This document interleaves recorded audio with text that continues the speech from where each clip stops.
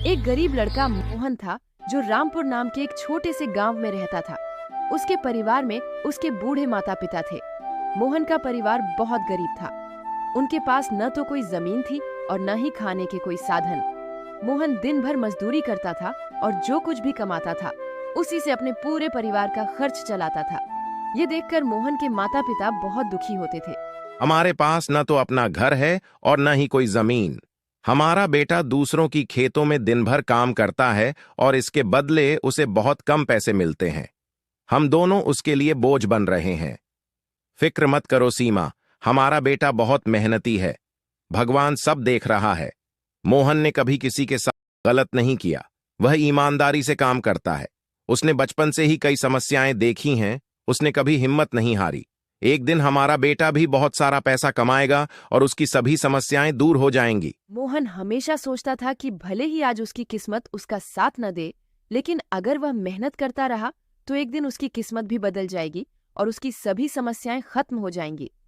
एक दिन मोहन ललाराम जमींदार के खेत में काम कर रहा था।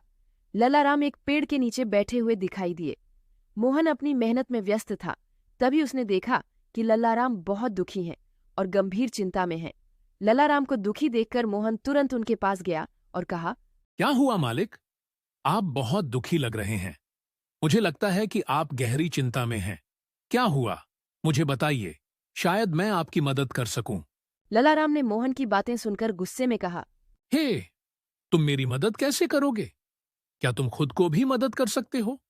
अगर तुम किसी को मदद करने के योग्य होते तो क्या तुम्हें आज मेरे खेत पर 2 वक्त का खाना पाने के लिए काम करना पड़ता?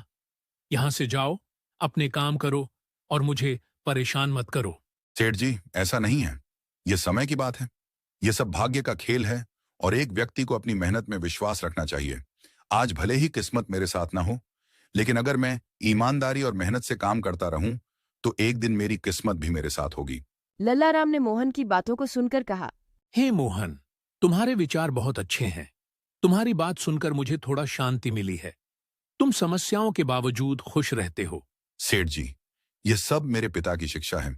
जब मैं किसी चीज की जिद करता था तो मेरे पिता हमेशा मुझे समझाते थे, बेटा सोहन, हमारे पास इतना पैसा नहीं है कि मैं तुम्हारी हर इच्छा पूरी कर सकूं, लेकिन तुम्हें हमेशा याद रखना चाहिए कि जीवन मौसम की तरह है।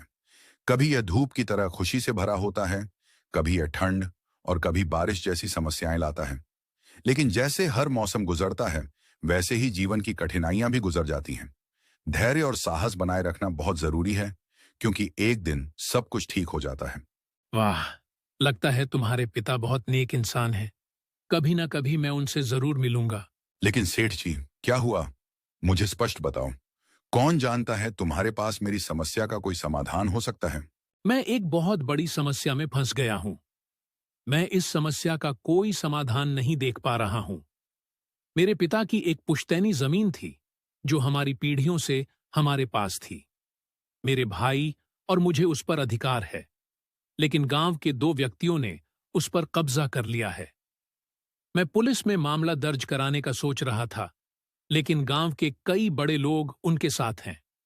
चाहे मैं कितनी भी कोशिश करूं, मैं उन्हें कुछ नहीं कर सकूंगा। अब उन्होंने उस जमीन पर खेती करनी भी शुरू कर दी है। मेरे पिता की पुश्तैनी जमीन मुझसे छीनी जा रही है। इसके कारण मैं बहुत परेशान हूं। अब मुझे समझ में नहीं आ रहा कि मुझे क्या करना चाहिए। मोहन थोड़ी देर सोचता है और कहता है, सेठ जी, फिक्र मत करें। हर समस्या का एक समाधान जरूर होता है। यदि आप चाहें तो एक तरीका है जिसमें आप अपनी जमीन वापस पा सकते हैं। कोई ऐसा उपाय है तो मुझे बताओ मोहन। मोहन ने लालाराम को अपनी योजना समझाई। योजना सुनने के बाद लालाराम ने मोहन से कहा। मोहन ने फिर से खेत में अपना काम शुरू कर दिया। अगली सुबह सोहन उन पिता पुत्र जगत और विनोद के पास पहुंचा जिन्होंने लालाराम की जमीन पर कब्जा कर रखा था। नमस्ते सेठ जी, मैं यहाँ से गुजर रहा था तो आसपास के लोगों ने बताया कि आपको काम के लिए मजदूर चाहिए। क्या मुझे भी आपके यहाँ काम मिल सकता है? अरे भाई, मैंने तुमसे पहले ही कहा कि यहाँ कोई मजदूरों की जरूरत नहीं है। इससे मतलब है कि लाला राम सेठ ने तुम्हारे बारे में सही कहा? नहीं सर, हमने लालाराम के साथ धोखा किया था। हम केवल इस जमीन को हथियाने की कोशिश कर रहे थे, लेकिन अब हम यह जमीन नहीं लेना चाहते। थानेदार साहब, आप जाइए, हम बाकी का काम संभाल लेंगे। सरपंच की बात पर पुलिस अधिकारी वहां से चला गया। सरपंच ने लाला राम से कहा, अब सोहन से पूछो कि यह कंकाल यहाँ कैसे आया। सर, ये एक नकली कंकाल है। ये दोनों मिलकर मेरी जमीन पर कब्जा कर रहे थे। मोहन और मैंने मिलकर यह योजना बनाई ताकि हम इन दोनों से सच्चाई निकाल सकें। जगत और विनोद दोनों सरपंच और सेठ लाला राम से माफी मांगने लगे। दोनों को इतना गिड़गिड़ाते देखकर लाला राम ने उन्हें माफ कर दिया। इस तरह अपनी मेहनत और चतुराई की मदद से मोहन ने अपनी बदकिस्मती को बदला और अब वह भी एक बड़ी जमीन का मालिक बन गया। Thanks for watching.